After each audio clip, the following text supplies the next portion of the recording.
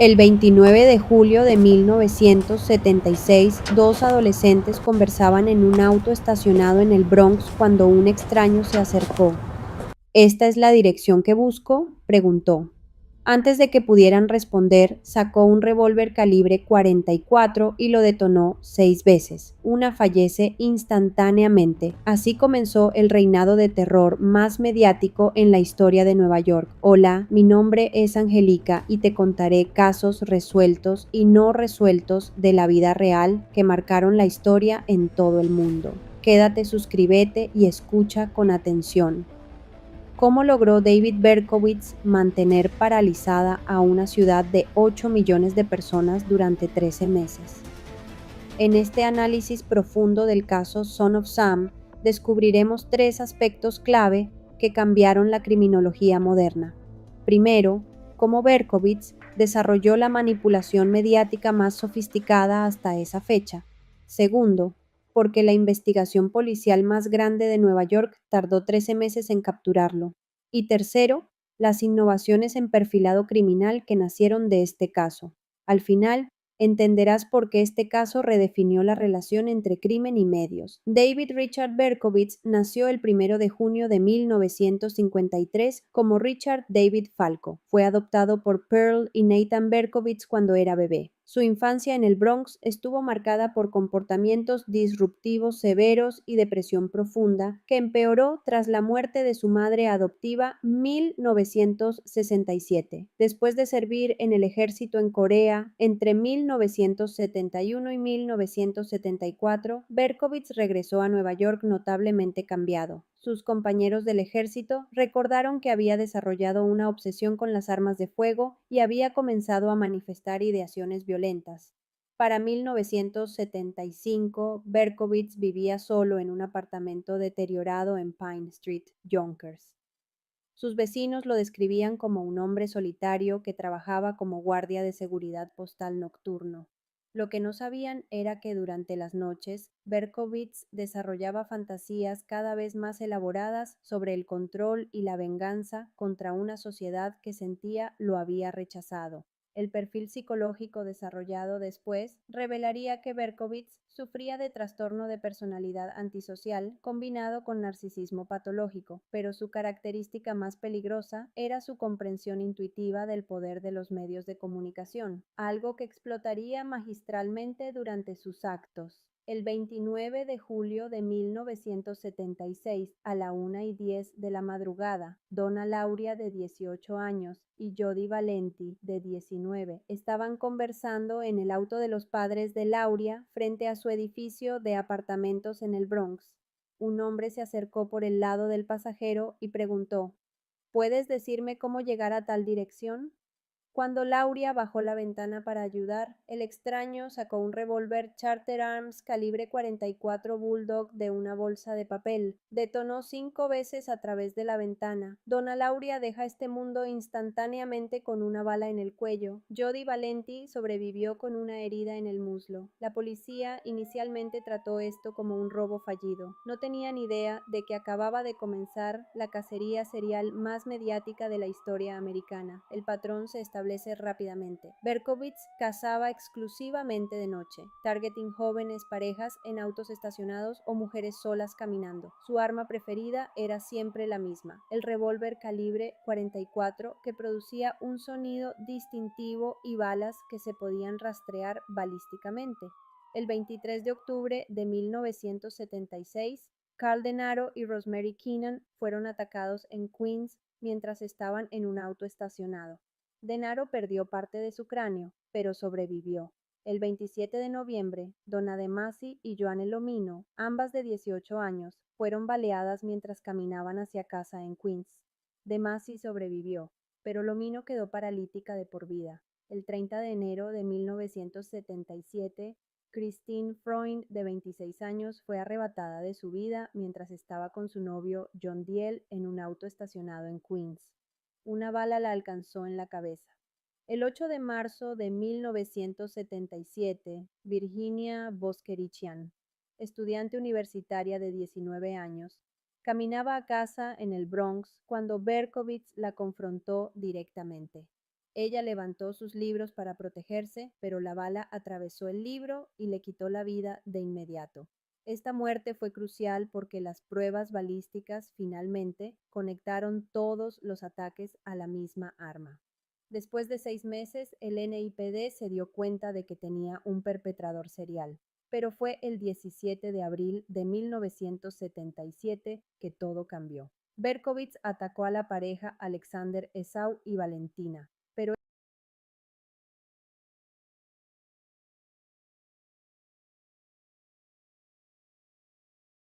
pero esta vez dejó algo nuevo, una carta manuscrita dirigida al capitán Joseph Borrelli del NYPD. La carta, escrita principalmente en mayúsculas con algunas minúsculas mezcladas, decía: «Estimado capitán Joseph Borrelli, soy profundamente herido por sus palabras hacia mí. Soy un monstruo. Soy el hijo de Sam. Soy un demonio pequeño. Me encanta la caza, merodeando las calles buscando víctimas agradables y sabrosas. Los deleites de estas hermosas señoritas me enloquecen con sed de líquido rojo». Con esta carta, Berkowitz demostró un entendimiento sofisticado de la psicología mediática, al darse a sí mismo un nombre memorable, hijo de Sam, y escribir cartas amenazadoras, garantizó cobertura masiva de prensa. El 30 de mayo de 1977, el columnista Jimmy Breslin del New York Daily News recibió una carta personal de Berkowitz. Esta carta era perturbadora. «Hola, desde las alcantarillas de NYC que están llenas de líquido rojo de perros, ratas, gatos, etc.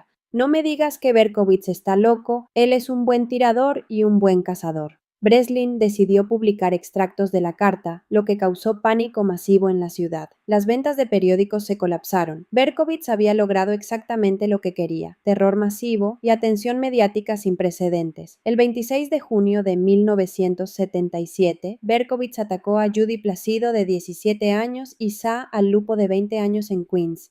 Ambos sobrevivieron. Irónicamente, habían estado discutiendo sobre el hijo de Sam minutos antes del ataque. El último ataque ocurrió el 31 de julio de 1977 en Brooklyn, la primera vez que atacaba en ese distrito. Robert Violante, de 20 años, y Stacy Moskowitz, de 19, estaban en su primera cita cuando Berkowitz se acercó a su auto estacionado cerca de la Verrazano Bridge.